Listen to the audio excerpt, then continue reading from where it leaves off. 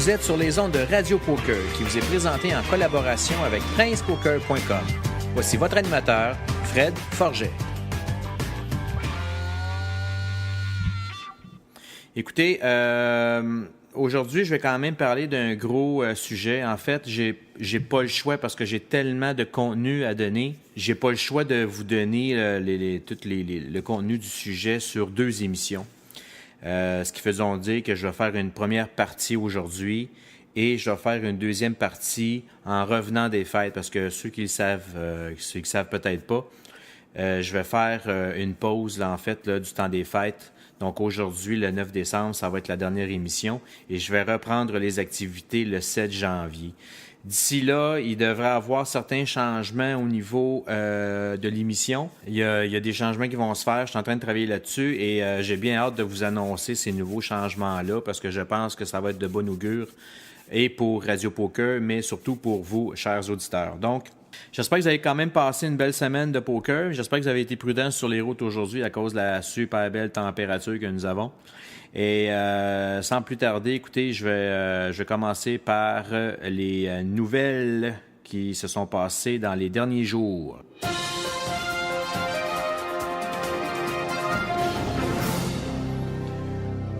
Au Playground Poker Club, la semaine passée, eh bien, le WPT Main Event prenait fin. C'est Derek Rosenberger, je pense que je dis bien son nom, qui a remporté ce tournoi-là. Et fait à mentionner, on va lever notre chapeau à un Québécois qui a très bien fait durant ce tournoi-là, qu'il s'agit de Serge Quentin de Victoriaville, qui a fini 3e. Alors Serge, bravo pour ton résultat et je souhaite bonne chance pour les prochains tournois à venir. Toujours au Playground Poker Club, eh bien, il y avait eu dernièrement le championnat de la classique automnale et c'est Vince Dwyer qui a remporté les honneurs. Et côté en ligne, eh bien, écoutez, il y a eu le 7 décembre dernier le tout premier WSOPC à 320$ qui avait été organisé à Espace Jeu avec Prince Poker. Et c'est Blackpool qui a remporté ce premier tournoi WPC-là. Et il a aussi remporté une bourse de 10 900$ qui allait avec, bien évidemment, les honneurs. À venir cette semaine, c'est relativement tranquille côté poker, mais je voulais quand même mentionner un tournoi tag team qui va avoir lieu au Spot Billard de Rimouski samedi le 14 décembre à 13h. Le coût du buy-in est de 80$. C'est un tournoi freeze-out, mais il va y avoir un add-on à la fin de la première heure. Pour plus d'informations, vous pouvez contacter le Spot Billard au 418-723-3577. Ensuite de ça, bien, la semaine prochaine, en fait, à partir du 16 au 19, il va y avoir le début du tournoi 3e anniversaire du Playground Poker Club avec plus de 100 000$ en bourse garantie. Pour plus d'informations, vous pouvez aller visiter le site de Playground Poker à playgroundpoker.ca. Donc, c'était tout pour les nouvelles cette semaine.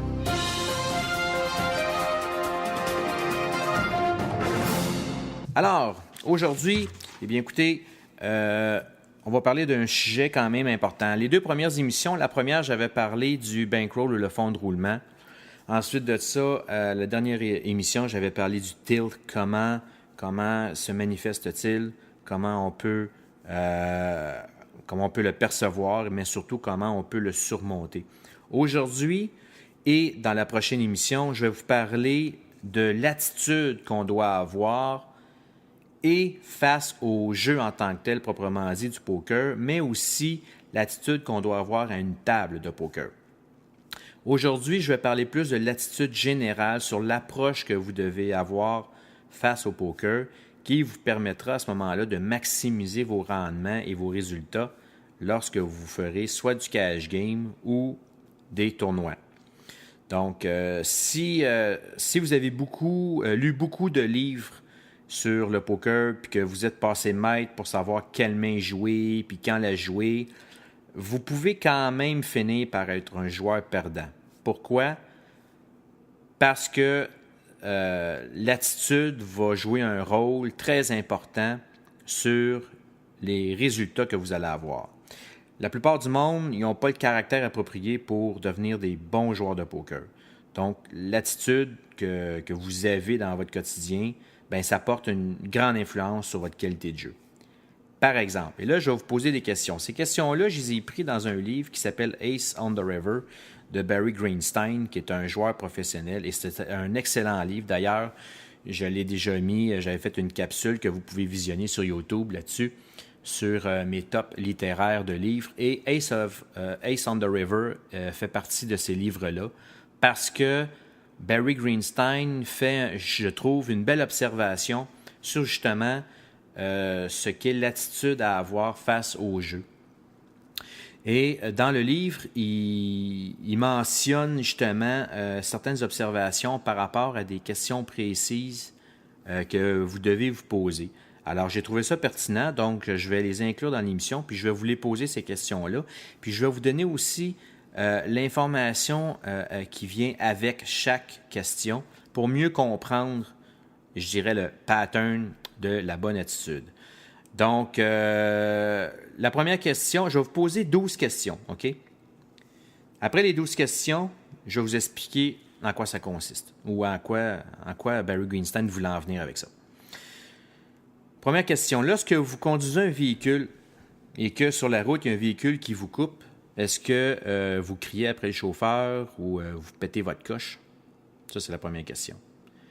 La deuxième question, cherchez-vous toujours à avoir raison? Question numéro 3, prenez-vous toujours des raccourcis? Question numéro 4, quand vous jouez à un sport ou à un jeu, est-ce que vous relâchez l'attention en frappant, mettons du poing, en jetant de l'équipement au sol ou en criant tout simplement? Question numéro 5, gagez-vous seulement lorsque les chances sont de votre côté? Question numéro 6, êtes-vous toujours partant pour prêter de l'argent à un ami qui n'a plus un sou pour qu'il puisse aller jouer quand même? Question numéro 7. Acceptez-vous tous les défis qui se présentent à vous? Question 8. Connaissez-vous la valeur de l'argent? Question 9. Appliquez-vous la théorie du « Ouais, je suis dû pour gagner ». Question 10. Faites-vous des pieds et des mains pour être à temps à un tournoi alors que vous êtes fatigué? Question 11. Êtes-vous sûr d'avoir toujours les fonds appropriés avant de jouer?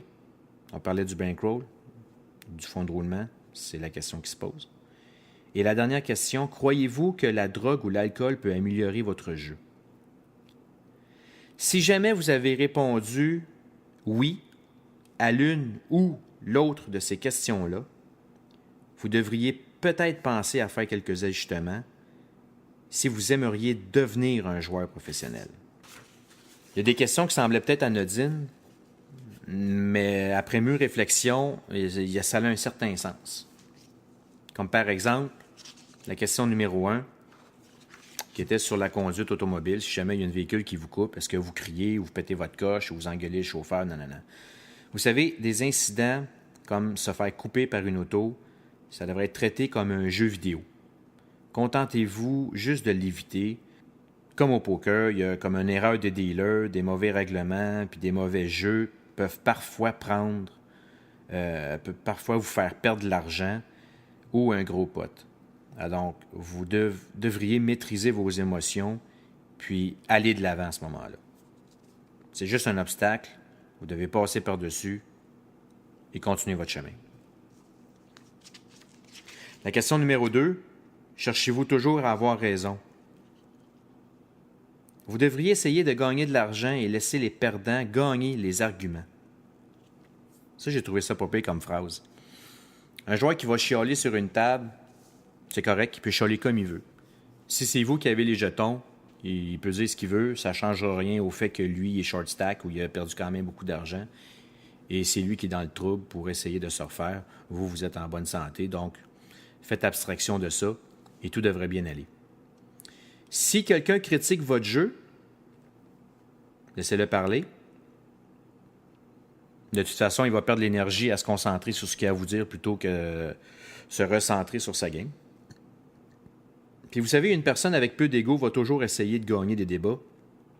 dans lequel il est impliqué.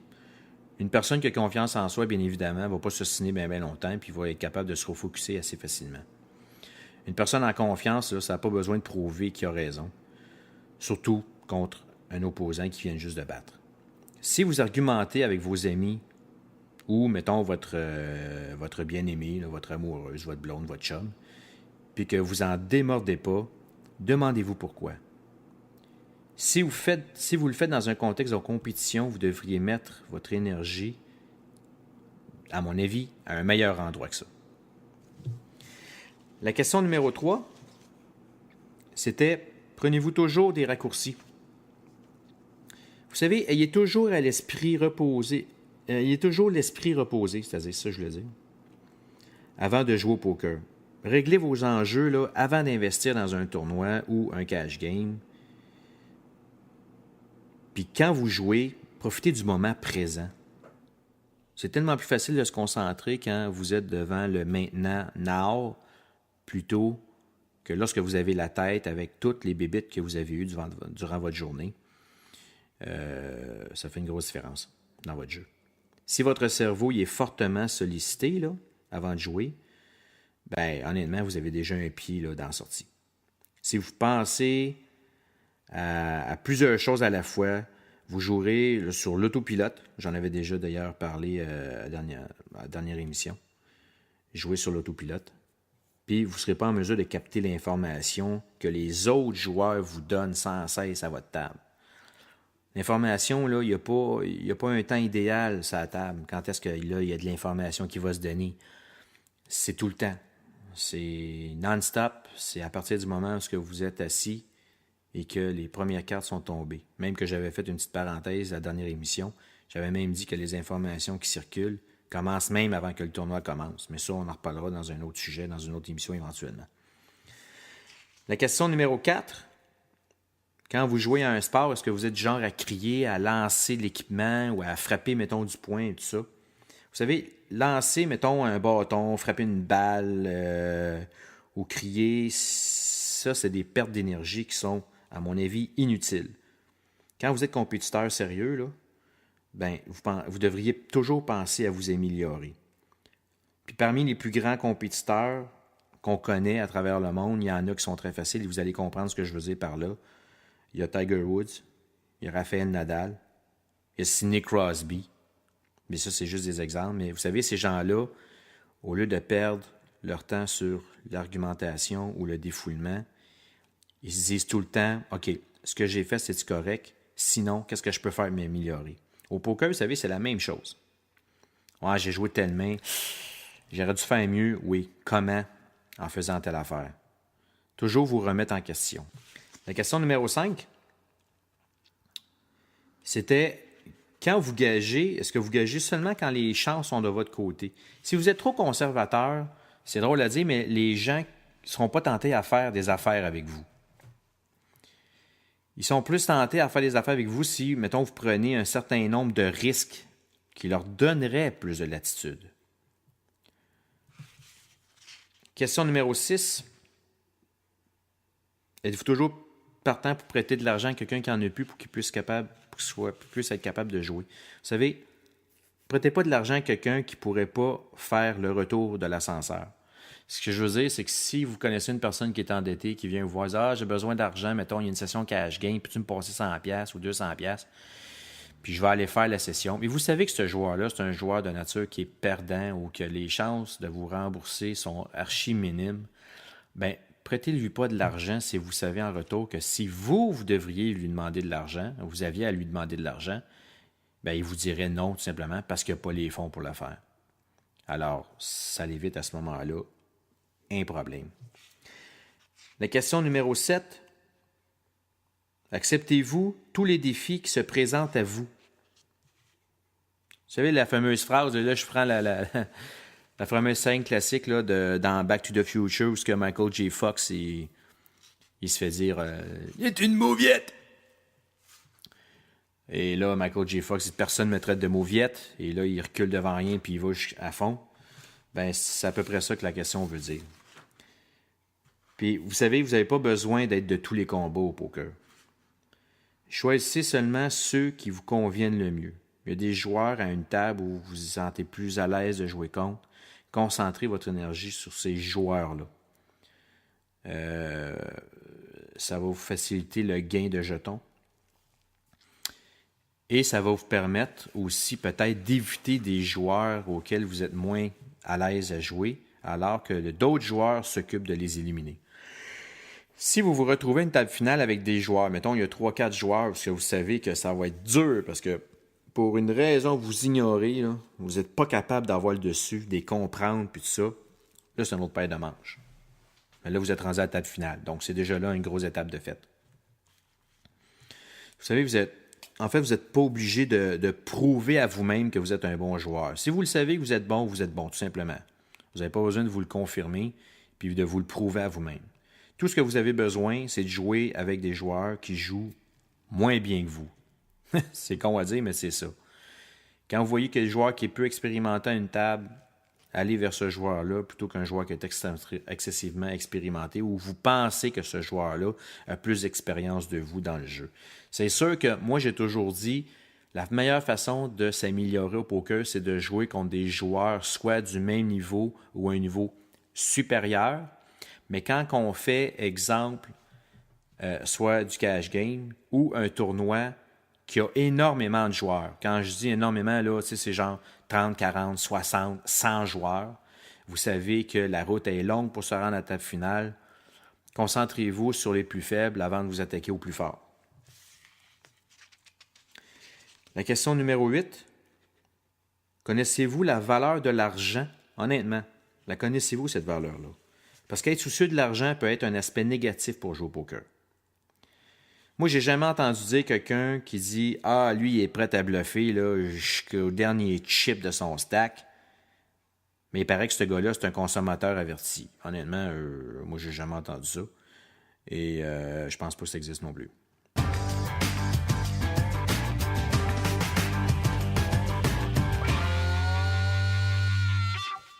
Alors, je parlais de l'attitude à avoir face au jeu de poker et on va continuer avec les questions que je vous avais posées par rapport à ça. On était rendu à la question 9. Et la question 9, c'était « Appliquez-vous la théorie du « Ouais, il me semble que je suis dû pour gagner. » Vous savez, quand vous rentrez dans un tournoi puis vous vous dites hey, « Là, ça fait, je sais pas, 4, 5, 6, 10 tournois que ça va pas bien. » Ou quand vous faites une section de cash game, puis là, vous vous dites Colin, ça fait 6-7 sessions que je suis dans le rouge, puis je fais pas de profit, puis je suis pas capable d'en faire. Il me semble, hier soir, je suis dû pour en avoir une bonne. Et là, c'est peut-être une source inconsciemment, une source de motivation supplémentaire qui vous force à aller jouer au poker.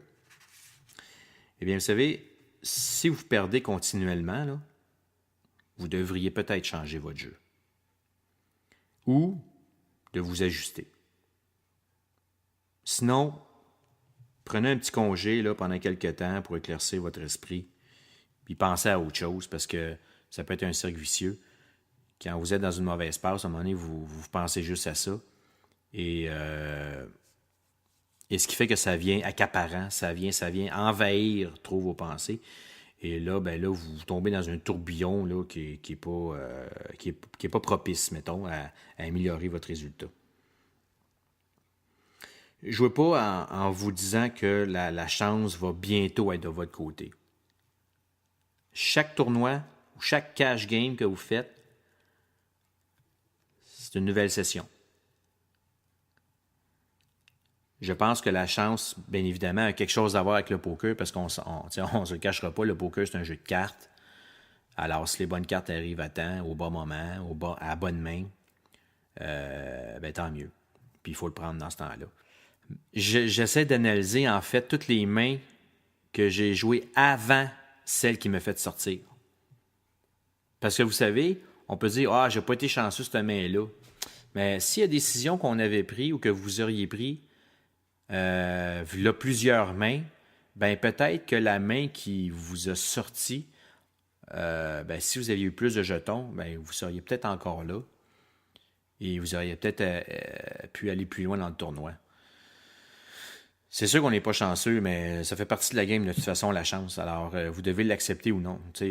Mais idéalement, si vous voulez avoir un bon résultat à long terme, vous devez accepter le fait que des fois ça fonctionne, des fois ça ne fonctionne pas. Mais des fois ça ne fonctionne pas, vous êtes éliminé, mais pourquoi? Est-ce que c'est parce que cette main-là, vous avez été malchanceux? Ou parce que là, 2, 3 mains, il y a une main que vous avez mal jouée, que ça va coûter cher parce que vous n'avez pas pris les bonnes décisions? Vous savez, des fois, la réflexion, là, ce genre de réflexion-là, elle peut être bien payante. Comme ça, quand vous approchez votre prochaine session de poker, vous êtes peut-être un peu plus animé ou un peu plus, comment je pourrais dire ça, aiguisé sur les décisions que vous devrez prendre dans le futur. La question numéro 10. Faites-vous des pieds et des mains pour être à temps, c'est-à-dire à un tournoi, même quand vous êtes fatigué? Vous avez fini de votre journée, vous rentrez à la maison après votre journée de travail, vous avez les enfants à faire nourrir, votre femme, elle sait qu'elle va être un petit peu en retard, fait qu'elle va arriver juste, fait que vous autres, vous courez, puis vous dites, OK, mec, ma blonde, elle arrive, là. Moi, après ça, j'ai 2 becs, ça ajoute, bye, bonne soirée, puis je pars jusqu'au tournoi, puis en allant au tournoi, vous boyez 3-4 fois, vous frottez les yeux, vous savez que vous êtes fatigué, que vous ne devriez pas jouer, mais que vous y allez pareil. Ben écoutez, si vous êtes fatigué, là, allez vous coucher. Cassez-vous pas la tête, là. Mettez vos pantoufles, vos petits pyjamas, puis allez vous coucher. Oubliez le tournoi. Oubliez la session de cash game. Le poker demain matin, ça va encore exister, là. À moins qu'une bombe atomique qui tombe sur la tête, là, puis que ça fait exploser toute l'Amérique du Nord, là. Mais c'est pas une question d'urgence, aller jouer au poker. Et si vous n'y allez pas aujourd'hui, il va en avoir demain ou après-demain ou dans la semaine qui va suivre. Mais quand c'est rendu que vous y allez de cette façon-là, là, que vous devez absolument aller jouer, peu importe la condition physique dans laquelle vous vous trouvez, là, il y a un problème. Il y a un problème. Prendre le repos nécessaire des fois avant de jouer, là, ça va maximiser vos résultats. Ça, c'est garanti. Surtout si la partie s'étend jusqu'aux petites heures du matin. Des fois, il y a des tournois qui commencent vers 7-8 heures, c'est des heures raisonnables, mais il y a tellement de monde que ça finit à 1 heure et demie, 2 heures, peut-être même des fois 3 heures du matin. Si vous avez commencé à travailler à 6h30 le matin, la veille, ben là, je peux vous dire que votre journée va être longue, puis je ne penserai pas que vous soyez capable de gagner le tournoi. Ça, c'est bien évident.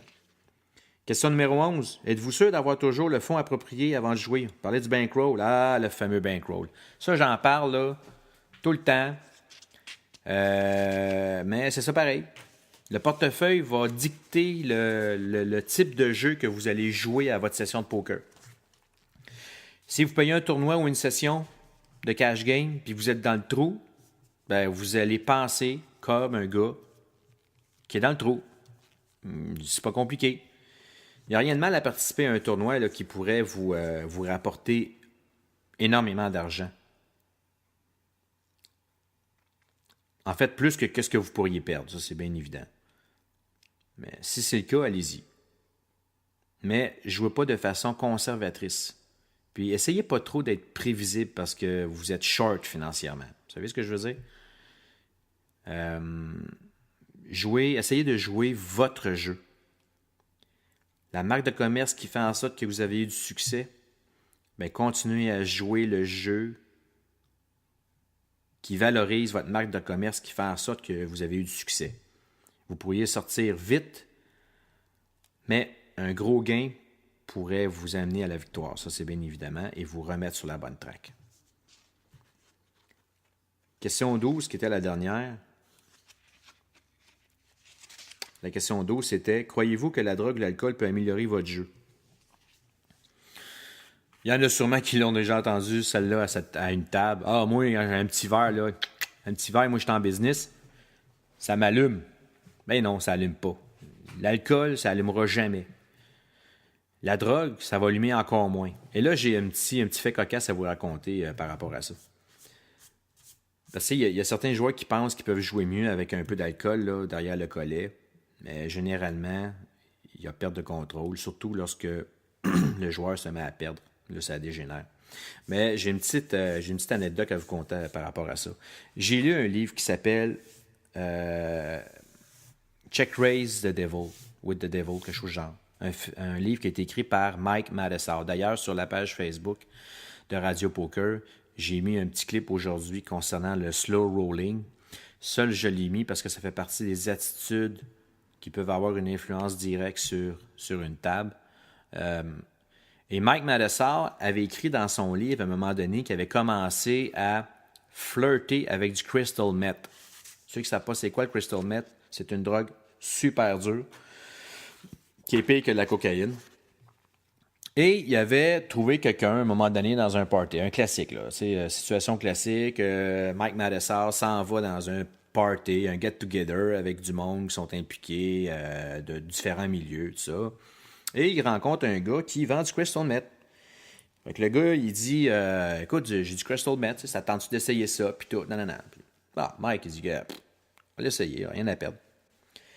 Il a essayé ça et il s'est rendu compte que il était tellement allumé, il était sa coche, il était aux aguets de tout ce qui se passait alentour de lui puis tout. Alors il s'est dit si le crystal meth me permet d'être de même, ça va sûrement me donner un coup de main dans des tournois. Fait que là, Mike Madessar, qu'est-ce qu'il a fait? C'est qu'avant un tournoi, il a décidé de prendre du crystal meth.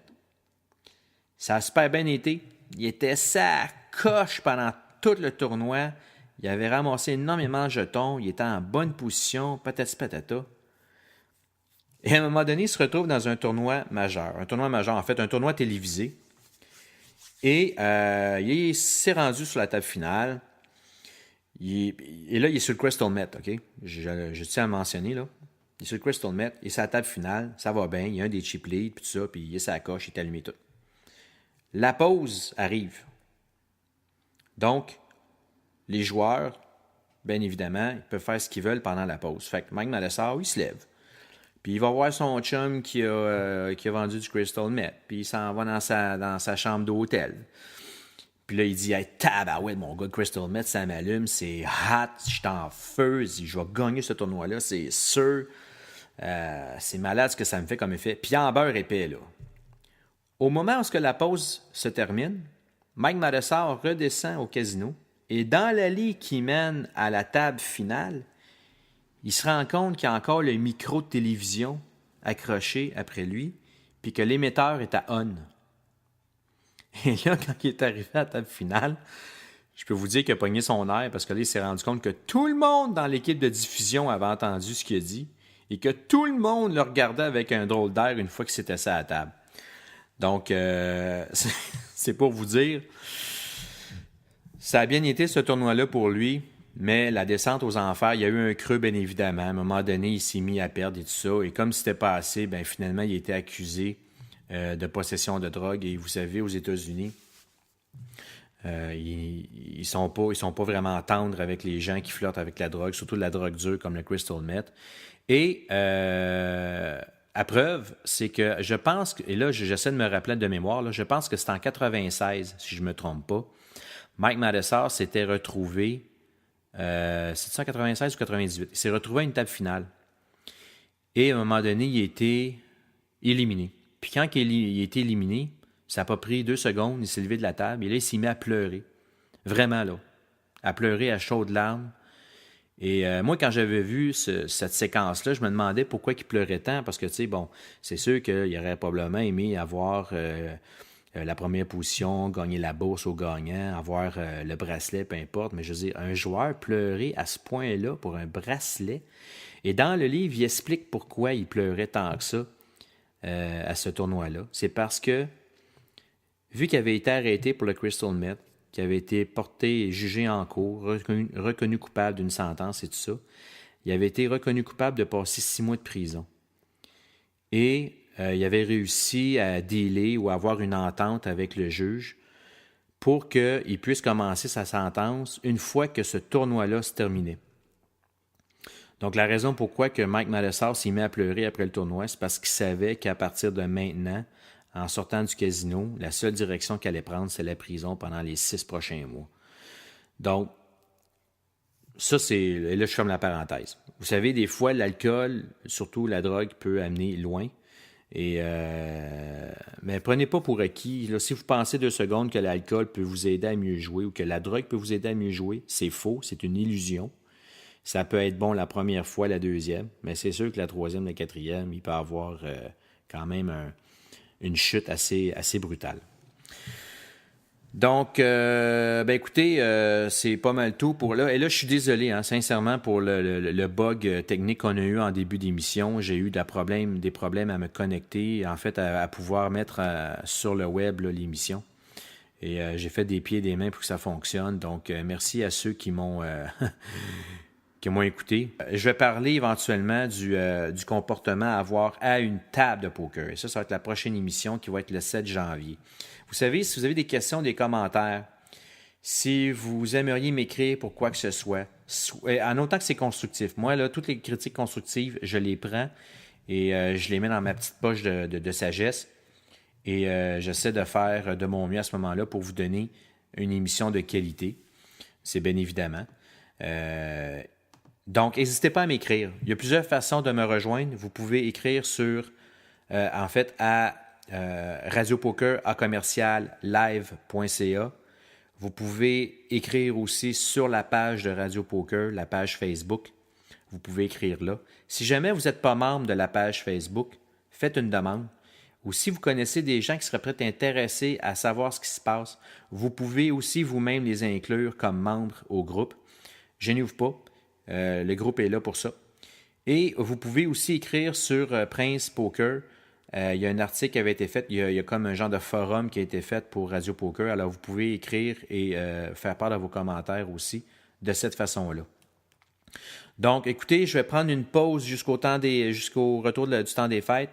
Je vous souhaite de passer un bon temps des fêtes. J'aimerais remercier Prince Poker pour la collaboration, encore une fois, pour ces émissions que j'ai faites pour vous dernièrement.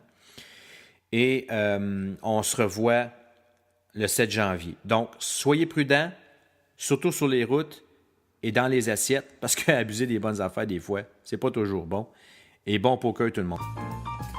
Cette émission vous est présentée en collaboration avec PrincePoker.com. Le poker, c'est plus que de la chance.